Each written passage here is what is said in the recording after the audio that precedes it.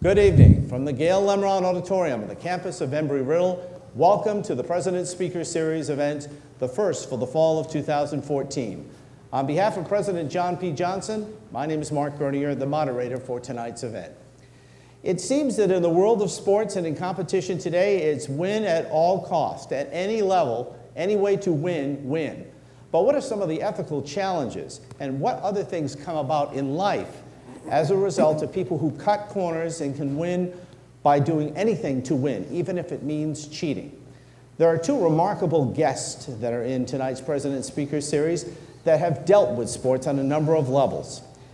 30 years ago, I worked with one of these guests. His name is Chuck Wilson.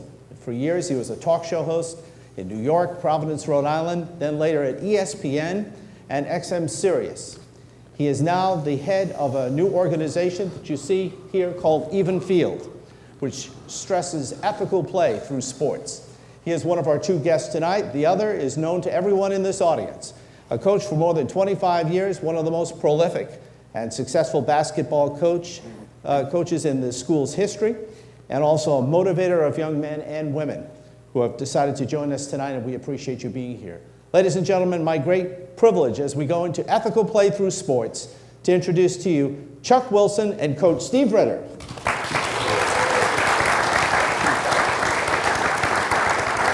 Gentlemen, thanks for being here tonight and being a part of this, and for the students who've come from Embry-Riddle and the community to be here. Winning by any means has become almost too common. And what it does is it then permeates the rest of society, which is why I wanted to have this discussion with you both tonight. Even Field, which was an idea that you created, Chuck. What's happened to the play now where people look to get the end result and they'll get there any way that they have to?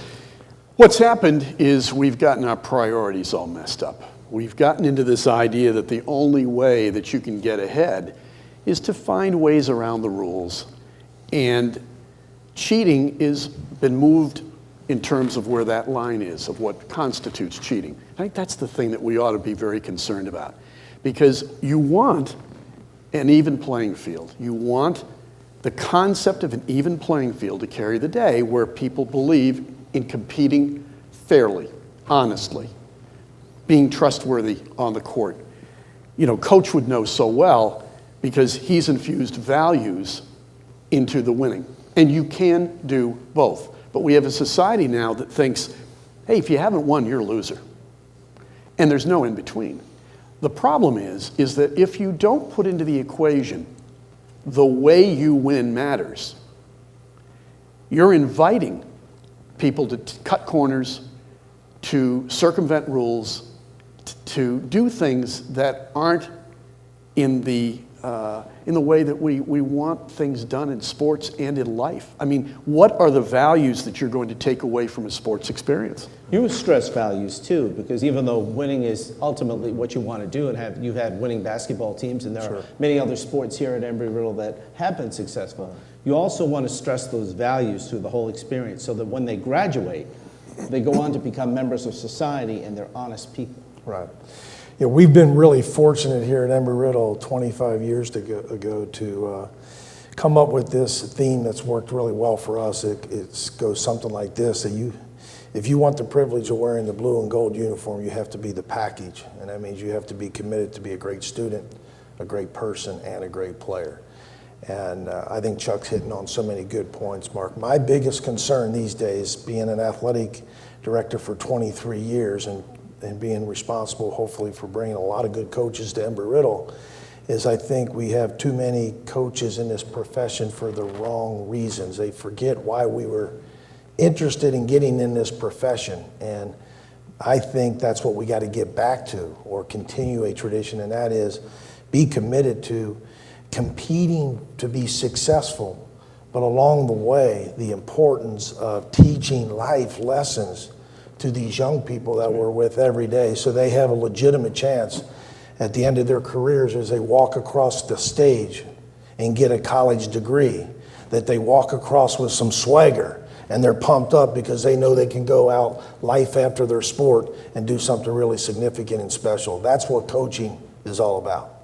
I wanted to jump into an area that I know the audience is going to want to hear about, and that is everybody plays, everybody wins. There's this, and it may be wrong to think this way, but there seems to be something that's permeated our society where we want everybody to feel okay.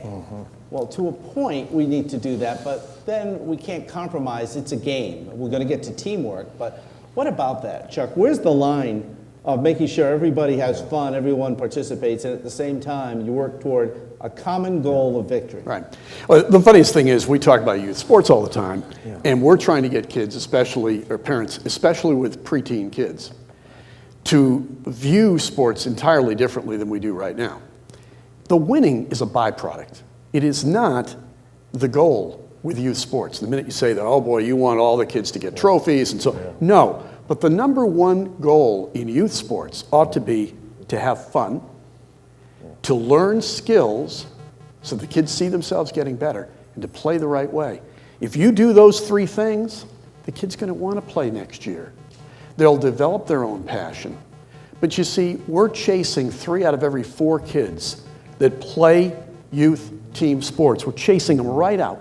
They're gone by the age of 13 or 14. Why? Not having enough fun, too much pressure to perform, don't see themselves getting better. The best motivator, right, Coach, is when you can see yourself getting better at something and you're having fun doing it. It's true as adults, it's true as kids. No question. I think that's where we fail as coaches sometimes. We make it too complex. Each year we start off our season, and one of the questions I ask our student athletes, why did you start playing the sport of basketball or whatever sport you're playing?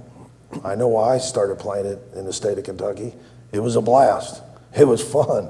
And that's what I still want 19-year-old kids to walk out on the court and look at each other and say, we're going to work our tail end off, but we're going to have a blast. That's what the game is. It's not like they don't compete, right? Exactly. They learn to compete. Yeah. But when you get into different age groups, this is where we could have a great discussion tonight. Because being a parent of 4 children, Vicki and I, and 1 grandson, a great one, by the way. Man, when you're at age 6 and you have a lot of parents who are there to volunteer their time and coach their youth sport, which I admire those people because I don't think I found enough time to do that when I was a younger parent.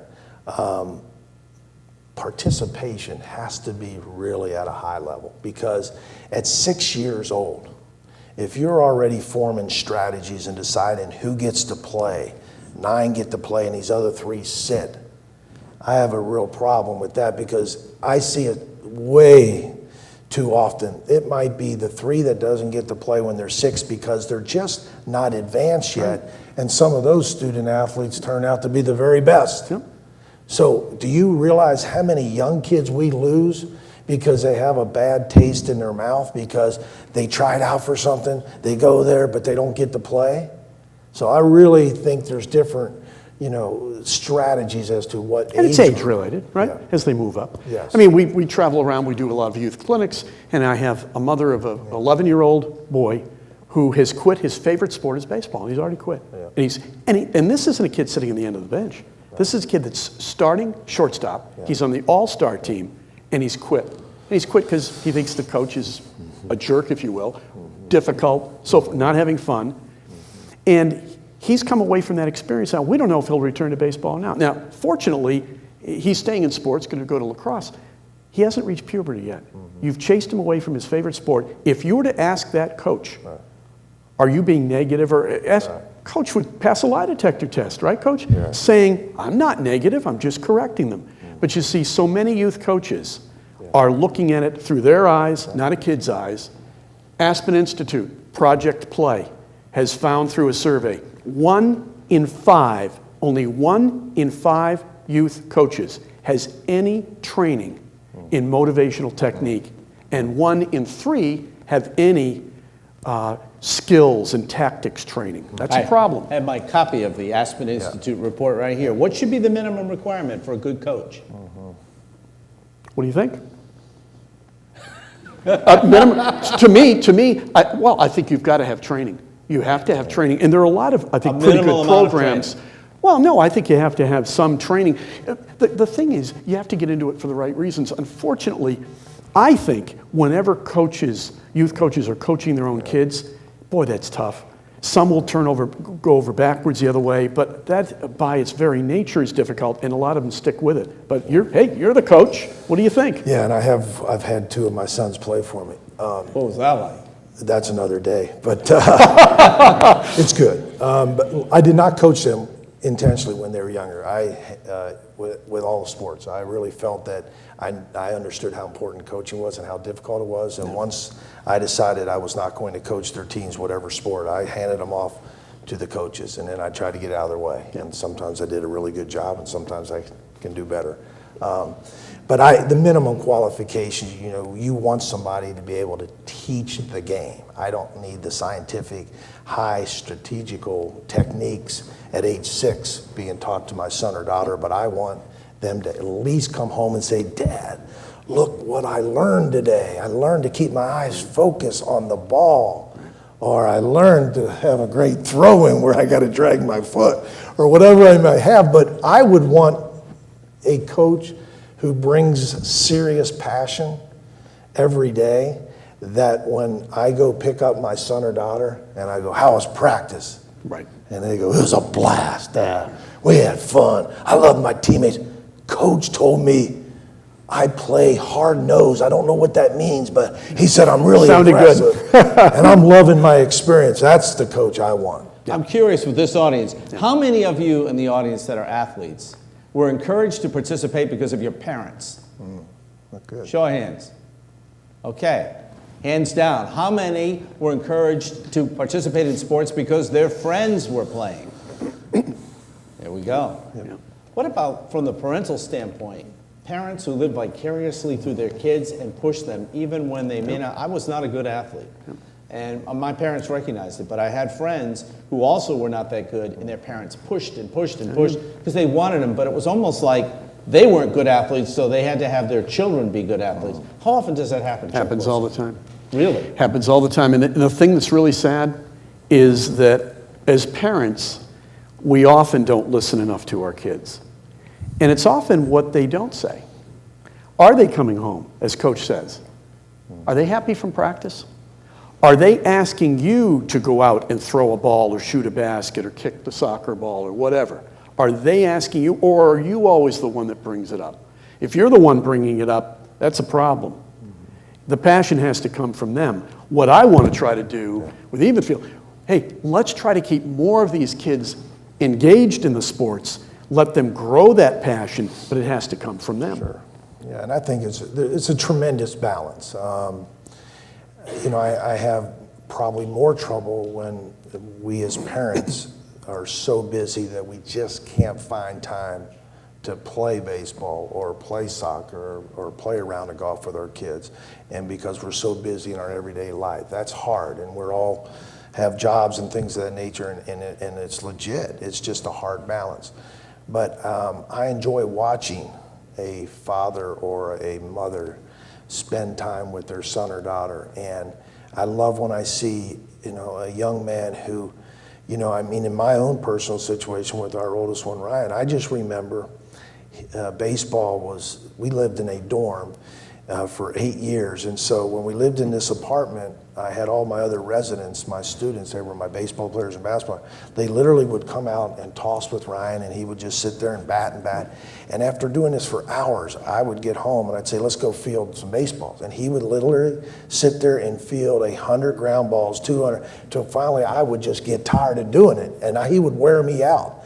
And I thought that was just a fun father-son deal. But when you're the one that's leading, and your son and daughter has no interest, and you just keep pushing it, you keep pushing it, and you keep pushing it, I think that's where we get into trouble. And I think a lot of this happens because a lot of parents feel, I've got to help Johnny or Sally become competitive in life. They've got to push through, they've got to handle adversity and so on. And I just want to say to these parents, they'll learn, but they're not going to learn if they don't stick to it. They've got to play. And if you chase them away early, they're going to go to something else. And the one thing, we kind of keep kids active today, right? We want them playing sports. We want them to be with their friends. We want them to learn the right things. They'll get there. Yeah. They'll get there on the winning and so forth. But let them develop that passion. They've got to see themselves getting better, and it can be incremental. It doesn't have to be by a huge amount. What about cutting corners and cheating? Is that growing? Is that growing now in youth sports, or has it always been there? Well, I think it's growing. I mean, I think it's a huge problem because, see, the problem is what's happened to the line. 2 years ago, the Josephson Institute did a study, and they do it every couple of years, 23,000 high school students. And 57% agreed with this statement, that successful people, in real life, successful people do whatever it takes to win, even if others consider it cheating. 57%. In that same study, 20% admitted to stealing from stores, around 50% admitted to lying to their parents more than once about something important and cheating on an exam, about 50%. It was a little over 50%, it was 75% when it came to plagiarizing. The interesting thing about it is that 30% admitted that they didn't answer all the questions correctly, right? So you know those rates are higher. 93% were satisfied with their ethics and character. Now, what this tells you is that the line of what they consider to be cheating, they would say to you, I'm sure, they'd say, it really isn't that big a deal. I'm not cheating on something that really matters. So that instead of the principle of whether you are truthful, trustworthy, it's more, it's situational. I can rationalize it. The other guy's cheating, so I can cheat. That's a problem. Now, those who are assembled in this audience that are from Embry-Riddle came here for an education to develop a career. Sports is part of it. And to participate and play sports, you have to maintain a grade level. You don't get to skirt by. People don't come here and participate. None of you are here playing sports. And by the way, I'll go to a class once in a while. Explain, for the purpose of the additional people in the audience, what standards you have to meet and how the students exceed those standards here. Well, even though we have a number of our student athletes, it's fun for them to know what the history is. And when we started 25 years ago, and we only had 4 sports with no scholarships and no facilities, and truly did not even own the property where we now have all of our athletic facilities, we had to find a way to convince the faculty and staff and administration that athletics was going to be an important part of student life. And I really sensed that faculty might not get that excited about championships and things of that nature. There would be a few, but we felt strongly that they would get excited about academic success.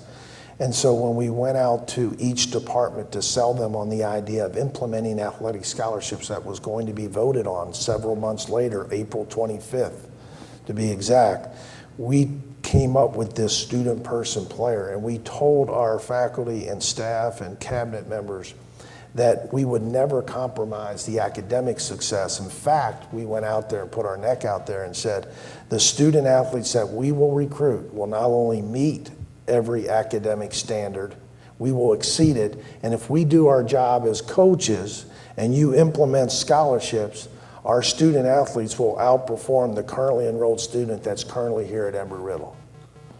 Now that, after it was said, we had to produce, and here it is 15 years later, 15 straight years. We've outperformed the student athletes. So our student athletes have committed hard to win the right way, and they do a great job in the classroom. Hey, set the bar high, people will meet it, right? But that's a point that you made when we spoke last week. Do we inadvertently set the bar too low so that people's feelings aren't hurt and they can get by? Right. Well, it's funny, whenever I bring up the whole winning thing with youth sports, and I'm talking to younger kids, I immediately get that pushback. Oh, wow, you don't want them to have hurt feelings. It's the exact opposite. The biggest thing I took away from my sports experience, and I was not a good athlete, but I loved to play, absolutely loved it, facing adversity. One of the things we don't talk about is fear of failure. As coaches, as parents, we're afraid to bring it up. We don't want to put that into the minds of our kids. Believe me, it's there. Every time they go out there, their peers are watching them, parents are watching them, they don't want to mess up. I remember as a kid not wanting the ball hit to me when I was in Little League because I didn't have the confidence. Fear of failure is something that we should take head on, and it's not as difficult to get through as we make it out to be.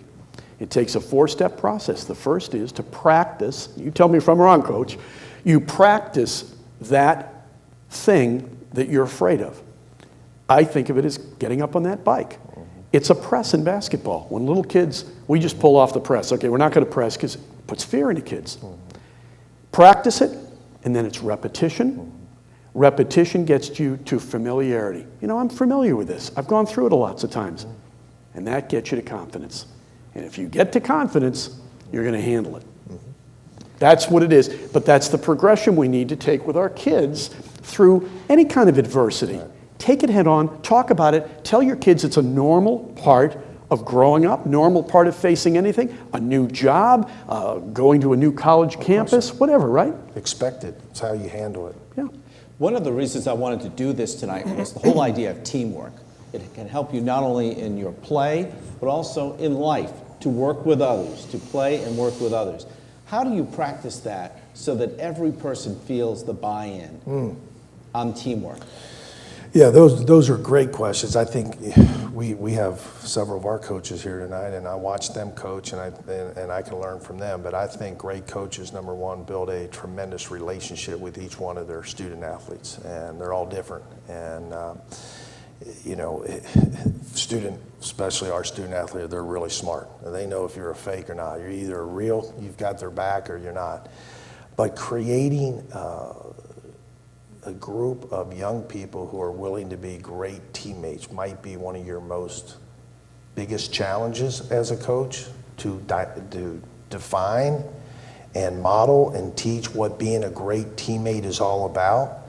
But if you can define it, model it, and teach it, how powerful is that if we have 240 athletes every year that understand the value about being a great teammate? It means that you really care for something that's a lot more important than yourself. It's called your team. And you're willing to do whatever it takes, play whatever role you have to play. One that's out front, one that's behind the scenes. And how about this life lesson? How about if we could just teach everybody on this earth that it's really good to embrace other people's success instead of being jealous? You know, all of our sports, every one of these kids were probably the best player on their high school team.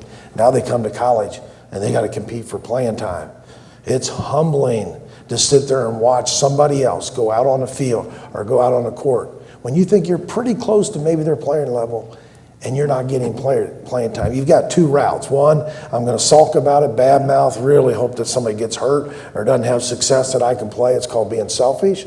Or you can literally say, man, I'm all about this team being successful, whatever role I have to play, and watch me jump off this bench and applaud my teammate who has success. It's a great life lesson. Hard to teach, though. Coach, do you look for players who know how to make the sacrifice for the purpose of the team? Or is that something instinctively, or do you have to teach that? No, I look for the best players I can get every time. No, I'm just kidding. I think you can teach that, but what you're referring to, Mark, is somebody's makeup. Yeah. And I think in your industry, it's no different than ours. Isn't there a group of people, all of us, that we get up every day and there's kind of two paths that you can take? One, how much can I accumulate? I just take. It's the disease of just, it's all about me. And then there's the other group of people that get up every day and they're servants. They're servant leaders, and they want to do great things for other people. There's no doubt about it. Any of these teams that are sitting here tonight that will win a championship because they have a group of teammates that care about each other and they're willing to give. They don't just take. And that's what coaching is all about as well. Sometimes we get into that ego part of coaching when reality is, if we're really good at it, we serve our student athletes at the highest level.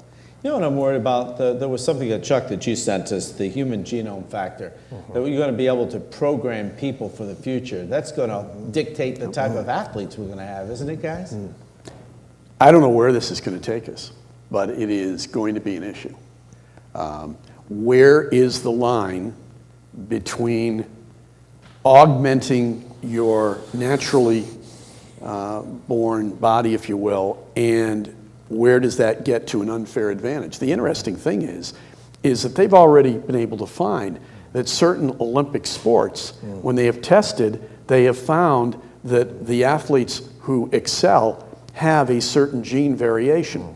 So somebody might argue, well, wait a minute, they were born with a genetic factor that allowed them to have an advantage over me. Why can't I artificially get that same exact genetic variation so that it's an even playing field? And you know what everybody's thinking? So. Steroids. You know, anything that's artificially added. Coach, your thoughts?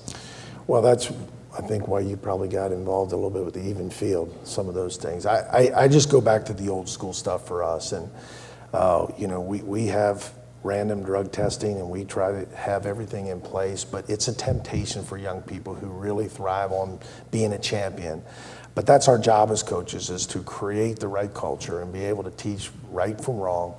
And there's nothing better than standing up and cutting down a net, whether you're soccer, baseball, basketball, it doesn't matter, and you're a national champion and you know you've done things the right way. You know, you gave an example the other day when we were talking on the phone regarding the Olympic swimmer. Yeah. Yeah, Right? Cameron, yeah. Tell that story. Yeah. What's Cameron Vandenberg, who won the 100-meter breaststroke. And he won it.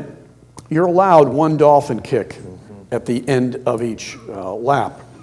And he admitted afterward that he had cheated, that he had taken extra dolphin kicks. And he said, you know what, if you're not doing this, you're just falling behind other people who are cheating. And I'd worked 4 years hard to get the gold medal, and I wasn't about to lose the gold medal to somebody else who cheated.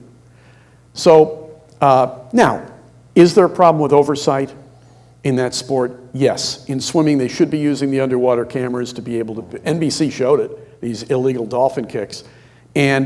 But the problem is if you go on this idea that, well, if somebody else cheats, then I'm allowed to cheat, and it's just lowest common denominator. We have it in tennis all the time. The hardest thing in tennis for high school athletes is that in tennis, you have to call your opponent's shots, right? There are no lines calls. You're making them. Well, give you a quick example. 10 years ago, it was written up in the Providence Journal, really interesting. In the girls' championship, they had 1,000 shots hit back and forth over the net. 3 sets, 2+ hours, not one disputed call. Fast forward 10 years later, 2 teammates from a town in Rhode Island, East Greenwich, Rhode Island, are playing each other. They had to call in the lines an on-court umpire who had to overrule 4 of the calls for each of them, and there were double that many that were questioned by the competitors. And I say to that, it's not that the kids have changed, it's the atmosphere has changed, and the messages they're getting about what's important has changed. Because instead of winning honorably and playing the sport the way you're supposed to, hey, that person called my shot wrong, I'm going to do the same thing back to them. Well, that's where big problem. Coach, do players have to be more self-conscious of all of this to keep them on the straight and narrow? When you're talking a little bit, I'm sitting there having so many different thoughts going on, but it's so evident in a lot of our sports, because I'm thinking, I know we have our softball team here, and you're talking about calling in and out, and I'm sitting there thinking in the game of softball and baseball, you know, for a teammate to watch another pitcher throw at a batter. How many situations do we have where now a coach sees that and they're tempted to tell their pitcher to do what? Retaliate and get back. You know, there's so many different issues that I'm thinking about as we go through this, but I just think in our place here, we are on a stage, and this university has been very good to us and have valued us across the street at a highest level. So, you know, I think there's more pressure to be at the top of our game, on the field, off the field, in everything we do. We're truly ambassadors for this university. I think we realize that. We've set the bar high, but we can continue to get better at it. Have you heard anything that suggests that female athletes are more ethical than male athletes?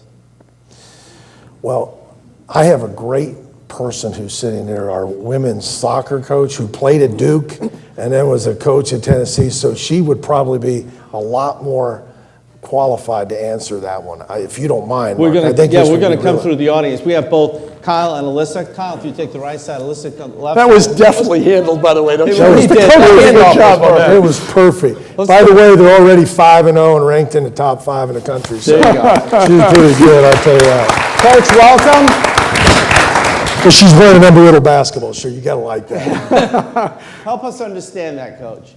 I'm not sure if you can have a correlation between gender. I think it really does come from the coaches. And I know plenty of male coaches, or coaches of male teams that teach the character and winning the right way in the process of development. It's not just about the outcome. So I don't necessarily think it's gender related. Okay. Can I make one more comment Please. about this coach is pretty special, very humble. She is still considered the greatest soccer player to ever come from this area, which is pretty cool. Number two, that's pretty cool. And then when you bring up character, here she goes and plays at Duke and then gets to play at the highest level and then a Division I assistant. And at age 32, when she interviewed for the job, she wanted balance in her life. She wanted to be a great mom, a great wife, a great coach, and she's nailing it. So this year, in our last year of NEI, we have to select one coach called Coach of Character. They represent you in core values of respect, responsibility, integrity, sportsmanship, servant leadership. So Samantha Bohan is our selection, and it's down to about 3 or 4 people in the country to be the Coach of Character. That's her right there. So Oh, I love that. That's great. Really good. Isn't that great? Character counts. At the Josephson Institute, they identified trustworthiness, respect, responsibility, fairness, caring, and citizenship. And that goes a long way to what you were saying, Coach, about they represent the university when they're outside. And you want them to be well-rounded so they become good citizens. Right. How many of us at age 14, 15, 16, 17, 18 even understood the value? Maybe mom and dads did a lot better job back in the day, but how did we ever understand how important it was to give back to the community?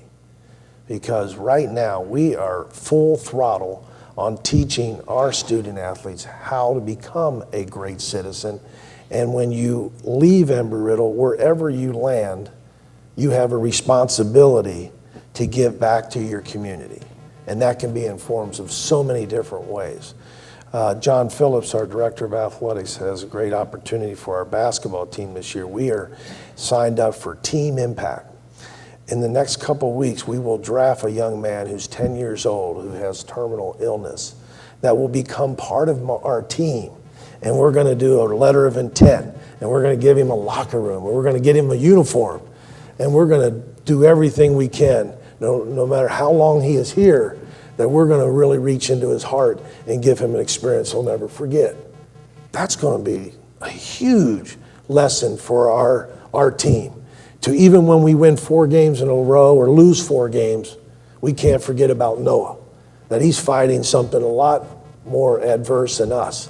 And it's going to be a great teaching moment for our 12 or 15 guys. I think it's going to be a lot of fun, a lot of work, but it's going to teach about how to give back. And that begins this year? Yes. Dr. Anka Arnott is with us. I want to hear from her for a bit. We spoke before this event began about how ethics is even in the classroom, and you've had to explain to your students the importance of looking at the long-term effects of your decision. Is that becoming, and you're also a mother, is that becoming increasingly more difficult? Do you have to take time to explain these are the effects of your actions? Can you speak to that? I do think we are becoming a society that's much more focused on short-term results. We live in a market-based society where everything is based on the market and short-term returns. So the pressure is there to forget about long-term impacts and not think about long-term sustainability in our organizations and even as individuals. We think short-term, we think quick return. We talk about the millennials becoming a generation of instantaneous feedback and wanting everything now, here and then. So I think those are real severe pressures that we're facing in our society. But staying with that for 1 second, you also have students not only from this country but international students. Do other cultures look at the long term better than we as Americans do you think? I'd be hazardous to make that statement. I'm not sure. I don't necessarily receive those comments in the classroom, and I haven't really assessed that in the literature. I'm not aware of anything in the literature that supports that, but potentially it's possible. I'm not sure. Just to share, I read a report recently that indicated that Asian students often looked at the long term longer than American students did, and it's something that's indoctrinated from the family. And I want to bring that back, thank you, Dr. Arnaud, to something that you guys both have spoken of, and that is the role of the parents in providing that youthful student that eventually will ascend to college. What they teach them, the role model that they set, is going to end up showing up on the playing field, is it not? Coach Ritter, first. Well, I think it's one of the biggest challenges we have as parents. We love our kids so much, and we want them to be happy and be successful. And as we introduce them to sports, and there are decisions made that affect them in a positive way and some in a very negative way. Example, this visual I have that happens all the time. We take our kids to practice or a game. They don't have a good experience. They work hard. They're a good teammate, yet they do not get the playing time that they want. They ride on the way home.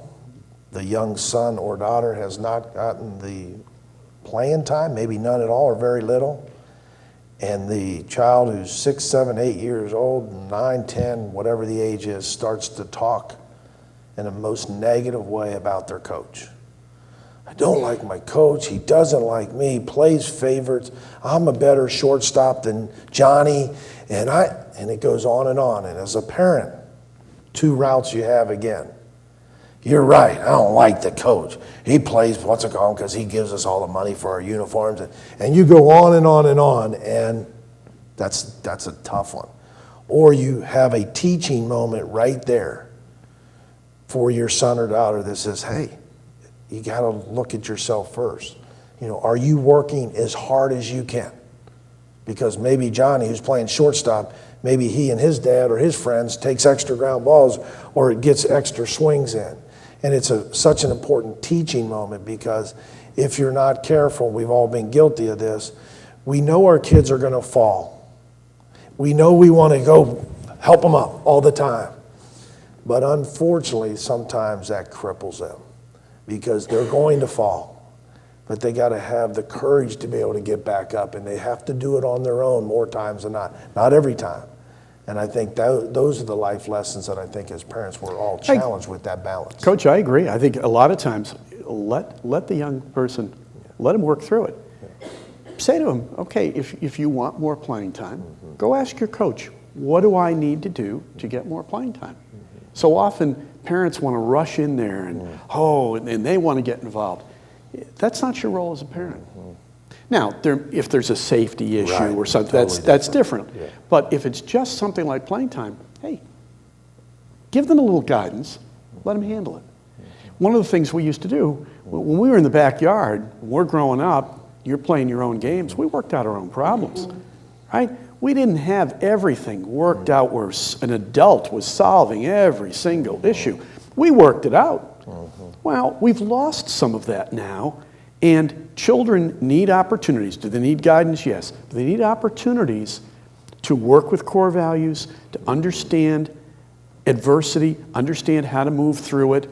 We shouldn't try to solve all their problems for them. Give them guidance, let them work it out. As you developed as a coach, was that something you struggled with, Steve? Well, I struggle with a lot of things. But in the early years, to make you what you are today, as successful as you are today, with great players and great assistant coaches, did you have to then put the brakes on as to when you stepped in? Yeah, I came from what everyone likes to call, the old school mentality, but I grew up very poor. My dad was a blue collar worker, and we earned everything in our house. We didn't leave food on our plate, and on Saturday mornings, if I was ever watching what my dad described, the idiot box, he got a little bit fired up because he expected me to go to work with him and help out the family and do that. If I ever stayed home and watched a little bit of a TV for an hour and I heard his car come up in the driveway, I better act like I'm helping mom or doing something. So that kind of mentality was just natural for us. We failed a lot as young people. And as a coach coming here, I'm not jealous what we all have today in 2014 at Embry-Riddle. I couldn't be more proud. I bleed blue and gold. But there's a little bit of me once in a while, and our coaches know this, that sometimes I got to go back in the day to make sure that we all realize what we came from. And these student athletes that we have now, they're at the highest level of skills and being grateful and represent us at a high level. But once in a while, I wish we had the ability to turn back the clock, to show our student athletes and some of our new coaches what we had to do 25 years ago, the sacrifices we need to pay, and then the failures that we had to be able to work through people making fun of us. Why are we starting an athletic program at an aeronautical university where we teach kids how to fly and design airplanes? Are you crazy? And then when you start off and you're 0-19 and you haven't won a game, it's not real convincing that we made a good decision by starting sports. So 25 years later, we got a great story. And my biggest concern sometimes as we advance, I hope we never, never, never forget where we came from. Because that's real stuff. And everyone will be grateful and will learn as we fail and go through some adversity, we'll get better. So those are the kind of thoughts that I have as coaches and as we continue to build this important culture here at Embry-Riddle to be able to teach life lessons. We have students in the audience who are also athletes. We would like to hear from you in this program. If you'd like to make a comment, just raise your hand. We'll come to you, like this gentleman right over here, either parents or coaches. Good. If you would, your question, if you want to ask a question, just if you put it right to our guest. Good evening, sir. Good evening. I have first a comment. Watching Embry-Riddle and discussing the ethical issues you have in relation to Embry-Riddle athletics is really a special situation because Embry-Riddle athletics is far different than a D1 school that has an entirely different athletic approach. And my comment, or my question, probably I understand Chuck's issues with youth sports and sincerely agree with it. But take an underprivileged child who doesn't have opportunities. He sees basketball or football as a way out. He sees maybe if he's encouraged to take some steroids that he might produce a little better, get a scholarship, get a shot at the NFL. That's his only way out. He doesn't have a father to help him. What do you suggest as a culture? How do we deal with those ethical issues in sports and when you really put money into the equation? Yeah, no, it's a great question. I think the difficulty is ethics isn't about laws. It isn't about rules. It's obedience really to the unenforceable. It's adherence to more than self-interest. Well, if you're growing up in the situation you described, your whole world is self-interest because you're trying to survive in a sense.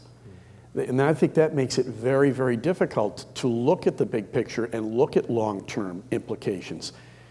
The whole thing still gets back to education and the educational opportunities that we have to have.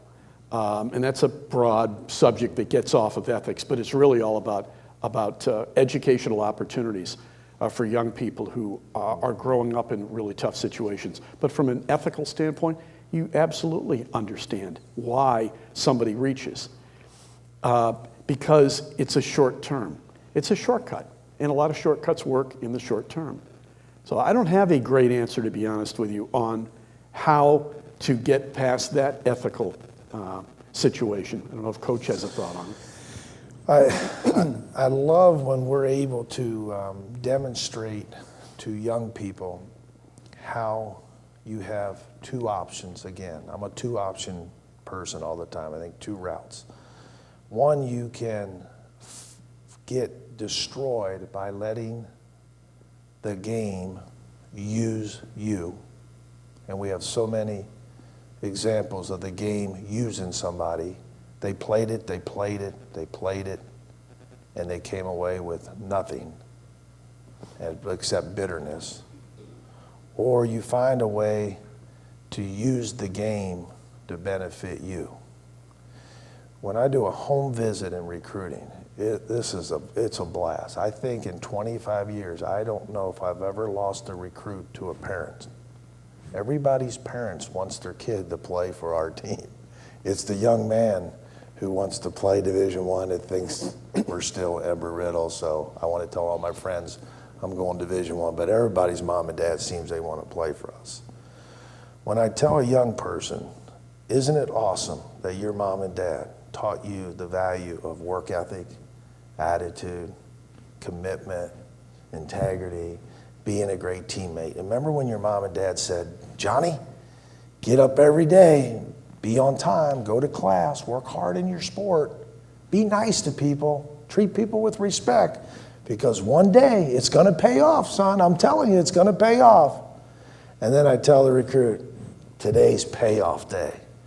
You need to be giving your mom and dad a hug, because Embry-Riddle costs $44,525 to go to school. And we're about ready to offer you 4 times $44,000 for the next 4 years. And because you're a great student, a great person, a great player, isn't it cool that you listen to your mom and dad, and we can offer you $180,000 or plus $200,000 if they stay 5 years? That is how they used the game to earn $200,000 scholarship.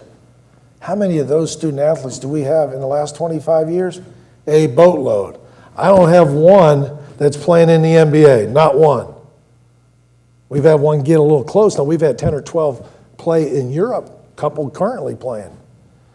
But they took the game of basketball, was able to use it the right way to earn a scholarship, go to a great school, play for coaches that care about them, learn life lessons, and when they leave Embry-Riddle, which is our best story, what our student athletes are doing life after their sport. We've hit it out of the ballpark. If you start looking, why is your program so special? Let us tell you about those who used to play here and what they're doing. We're going to go back in the audience.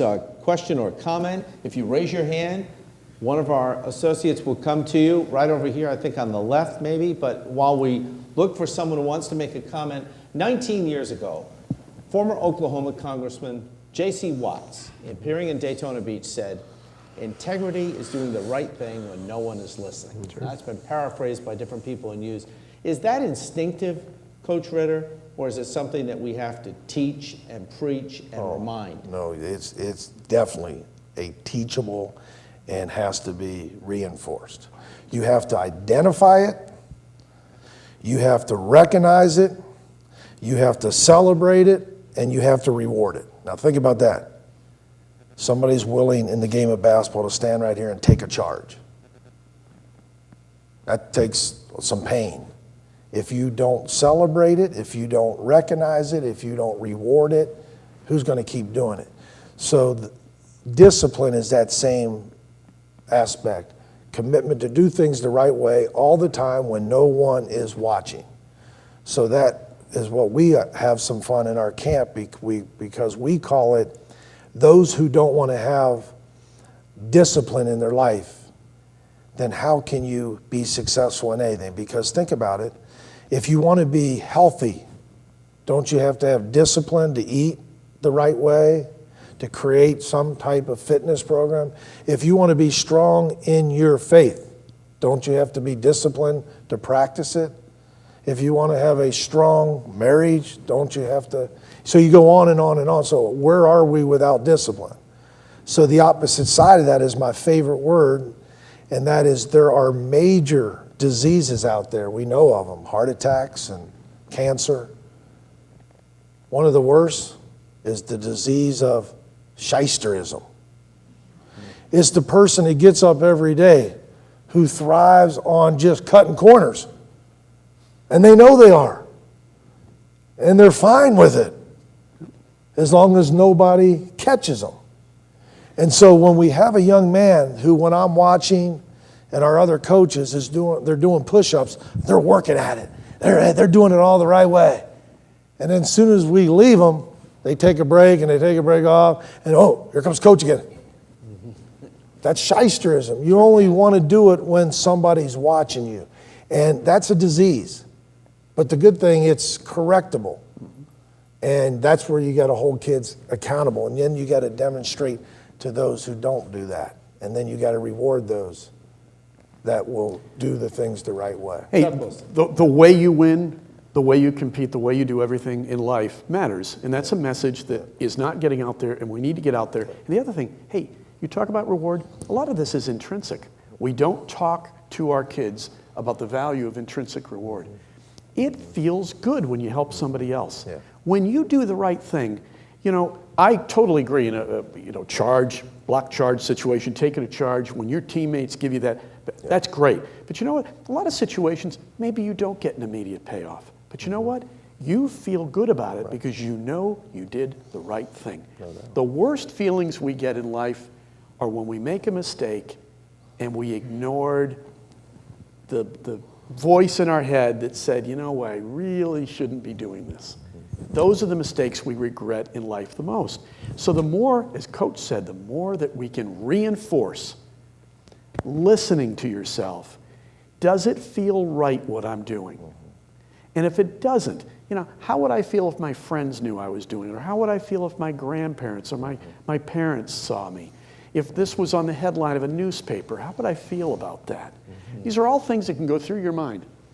I want to ask Alyssa if we can hear from John Phillips, athletic director, who Coach mentioned. I want to ask John a question. Do you feel, because you've been around Coach Ritter and this program for many, many years, both in the broadcast booth and now athletic director, you've seen all aspects of sports here at Embry-Riddle. Are you more hopeful? Do you feel better about there being an awareness of ethics and doing the right thing with athletes now than perhaps almost 20 years ago? Or is it the same? I think it's much better. I came here as a student athlete. I was a baseball player here. Coach Ritter at the time was the basketball coach, so I got to know him peripherally, I guess, as an athlete here. And then for the last 17 years, I've gotten to work alongside him. And I think we have done more consciously to teach the right thing. And I think what Coach talked about earlier, it is something that's teachable. Some people are born with it, and some people are raised with it, but you can teach it. It's correctable. And I think what we have done really, really well, all of our coaches do, is they're intentional about teaching character. It's not just something that happens by chance. Good luck, maybe you have some good sportsmanship this weekend. We're not that way. We teach it intentionally in all of our sports. All of our coaches do it differently, but I think we do a really good job of it, and I think we've embraced that over the last 25 years. I'm looking to hear, thank you, John. I'm looking to hear from any student athlete in our audience that got something extra from being in sports that they didn't bargain for. But I'm looking through the light here. Kyle has someone in our audience who wishes to speak. Thank you for being with us tonight in this President Speakers event. I'm actually not a student athlete. I'm actually Coach Ritter's son. But I did have a... What's that like? Like you said, that's a topic for a different day. But I do have a question we were talking about up here, back to the culture and ethics of youth sports. Especially at the four-year college, you see a lot of transfers. This year at the Division I level, over 675 transfers just in men's basketball. And our question is, do you think that has to do with the culture and ethics in youth sports? What do you think, Coach? I mean, you're in it. Well, I think the number of transfers that's occurring is because young people are realizing they've got one shot to have a great college experience, and the bar's set pretty high. And if it's not an experience that's one that's at the highest level, then like most things in life, we're ready to experience something different. And I think that's in our job workforce as well. If the job's not going the way you want it, Back in the day, I think there were a lot of people that were staying with their companies a lot longer, 25 and 35 and 45 years. And now I just think that the bar's been raised, and in college sports, the transfers, it's just not seen as a negative, and therefore it's pretty common. Up in the audience now, your question or comment, good evening. Hi. Well, you asked about the opportunities that we didn't have to bargain for. Well, I was here, I started 5 years ago, my freshman year, and reluctantly I left after my freshman year and went to a big university, didn't like it, kind of went home for a little bit, and I was having the opportunity to play again. And then I called our coach, Samantha Baggett, say, hey, you know, look what I'm doing. I have a tryout today. She was like, no. Without a doubt, she asked me to come back. She was like, don't play good. Don't play bad, but don't play good at this tryout. And without a doubt, she asked me to come back, and I took the opportunity without even a second guess, because you don't have to bargain for a good coach, a good mentor at all. I mean, she's the whole package. You can ask anybody on our team. You really learn more than just your sport. You learn to be a good person. You learn the values of working with your community and anything like that, and I really do think I could vouch for our whole team and any of our athletes here for that. That it's becoming a good person and having a good mentor, that's something you just don't have to bargain for here at all. Can I just ask a question? Sure. How was that culture formulated? How did the coach put that culture into effect? It's day to day. It's on the field, it's off the field. She's always, I can shoot her a text, or she's in the UC with us, having lunch with us every day. It was funny, yesterday she took the day off for like the first time this whole semester, and we all think, who are we gonna sit with at lunch? So it's kind of, you have another person you can just go to, and we have a high five rule. After every practice, doesn't matter who you trip, who you kick over, who you beat in a 1v1, you have to give high fives. And it's kind of ends the practice on a good note.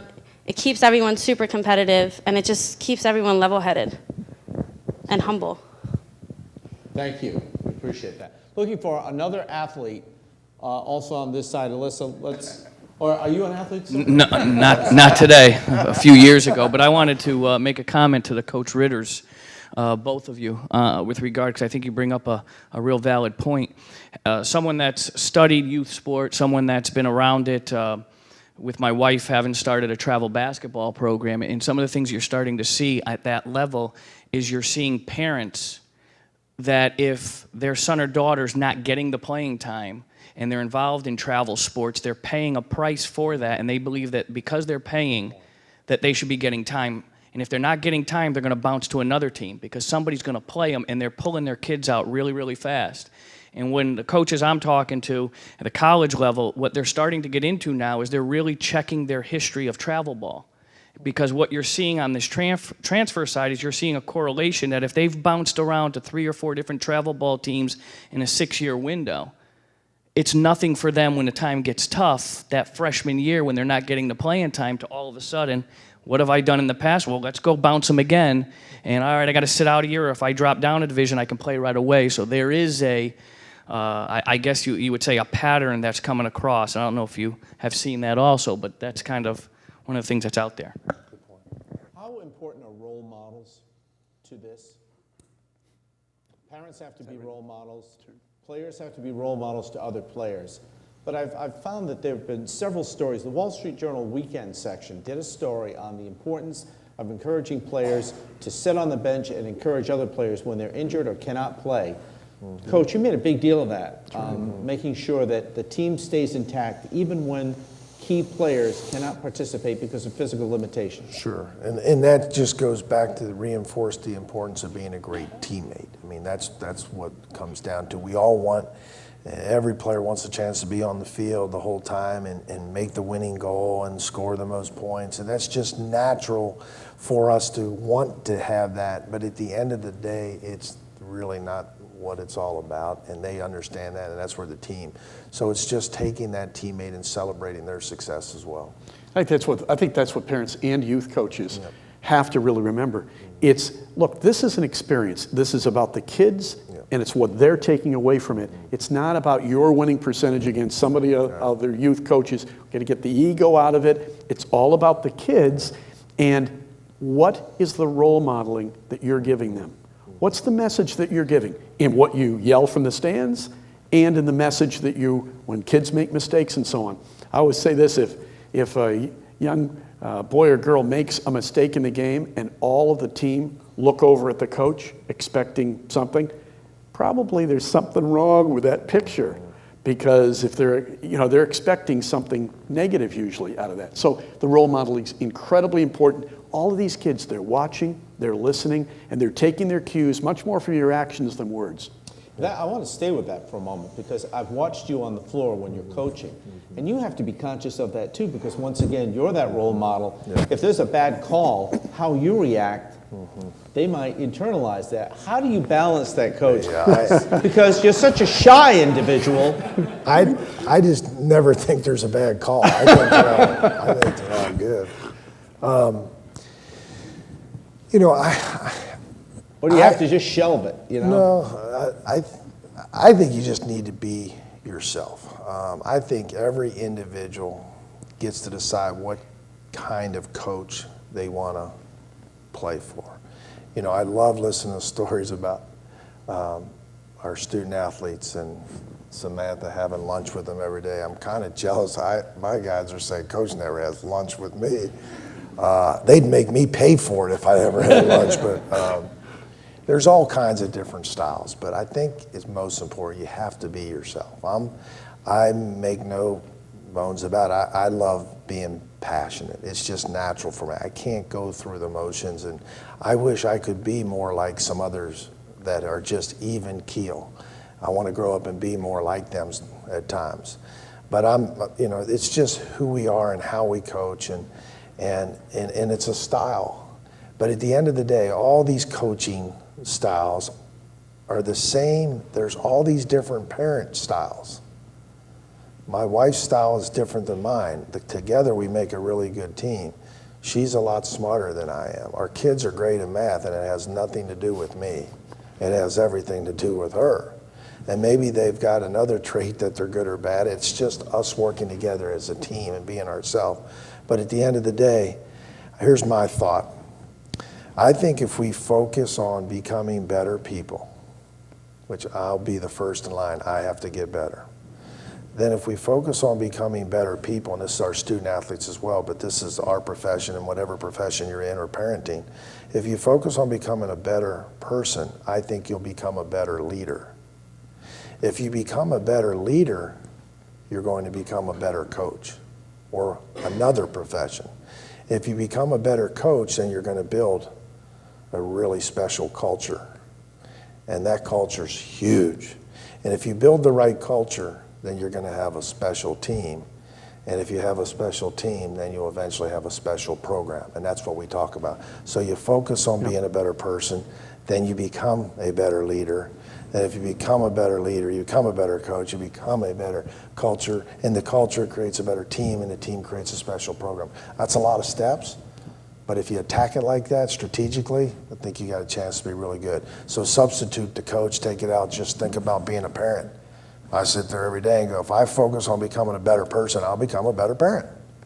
And then I use those biggest skills. Yeah. What we focus on expands, right? So what we should be getting across to our kids is it's the values in life that are the most important thing. That's why I smile. I just love to hear you talk. I'm set to play because that's what you really want to take away from that. You would be down on the bench cheering for somebody else, Brian.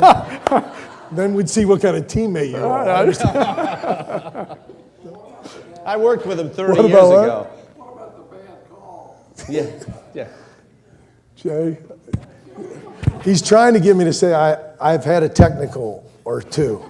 But I think I have a great relationship with the referees. I think they know when they come to our gym, they have to be ready to work. I'm just making sure that they're excited about it. I wanted to ask you about this because around the holidays last year, I saw you, they had to peel you off the ceiling for some reason. It was in a game, it was a close game, and I was there with John sitting up above.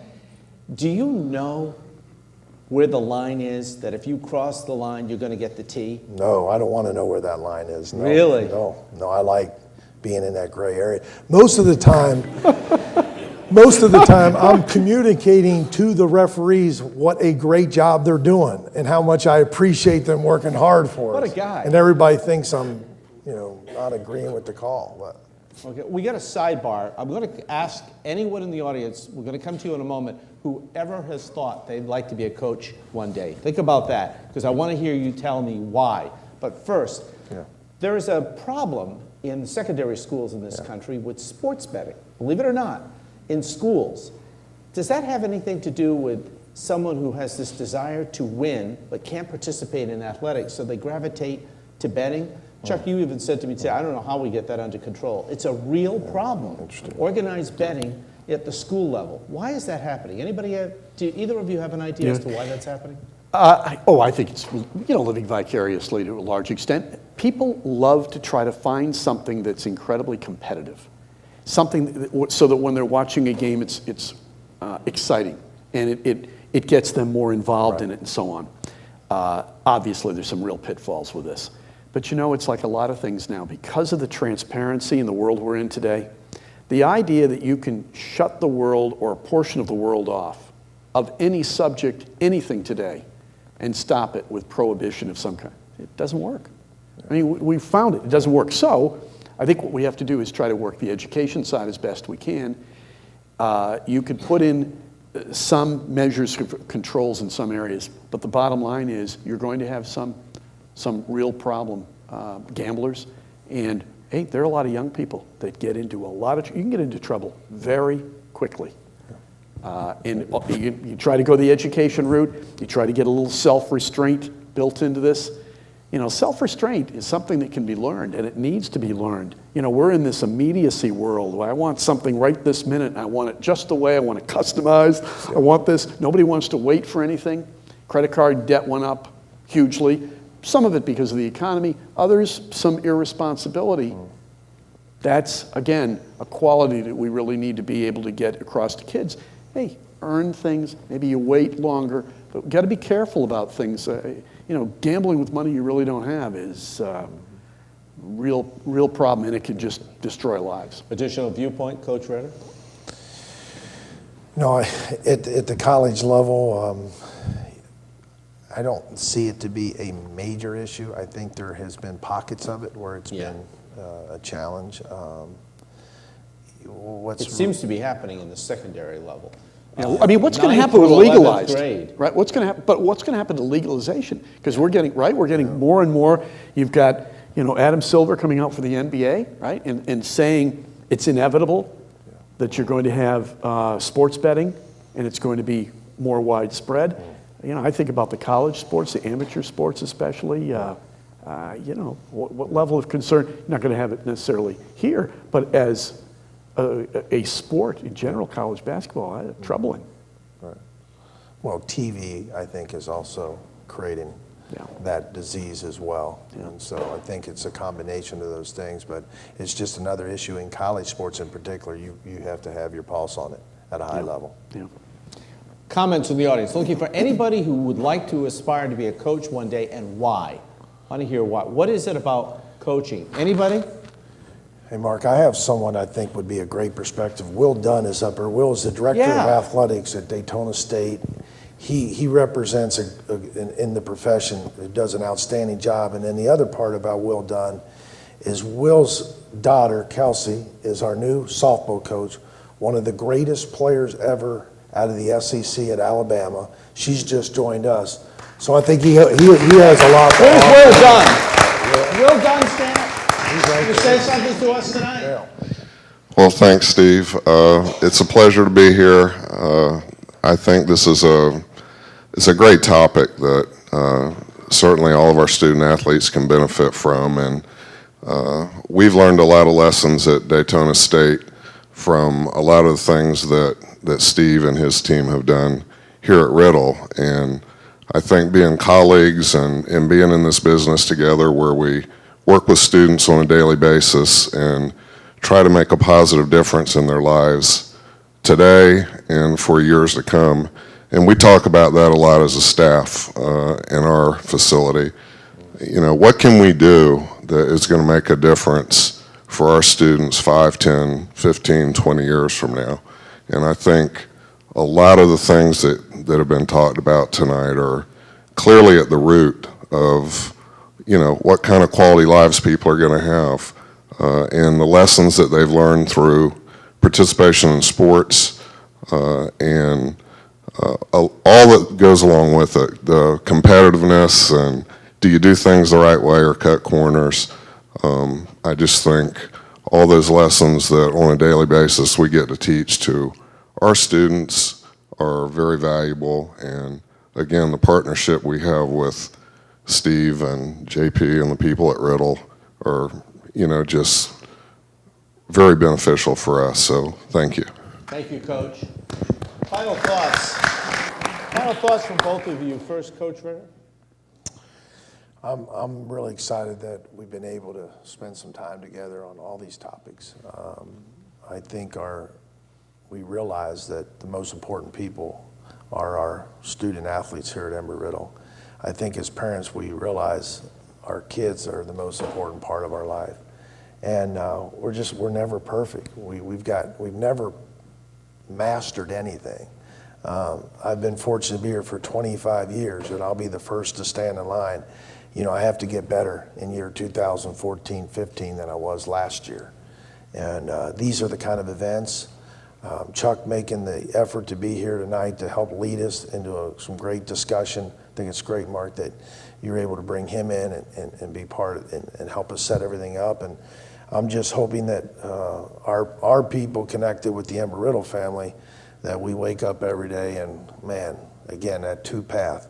Are we entitled where the world owes us something and we think we're all that? Or are we getting up every day and we're just so grateful for what we have at Embry-Riddle? And I think that's us. That's that mentality. We're grateful to be at Embry-Riddle, and we're grateful to have an opportunity tonight to participate. Before Chuck does his thing, Stanley had a question he wanted to know. How's that NCAA thing coming along? When do you go NCAA? Well, we have now been going through that process. We've been invited in the Sunshine State Conference, which is the best Division II conference in America. We're in pursuit of the NCAA. We have gotten an invitation there, but we have some work to do. We do not play NCAA officially this year. We have one more year of NEI, then we get to do the full swinging of NCAA stuff next year, but not be eligible for postseason play. But right now, we're doing all the little things that put us in position to be exactly where we want to be. Congratulations. Chuck Wilson, your thoughts. I just want to thank you for inviting me here. I can well understand why Coach Ritter holds the place that he does with this university and with this community.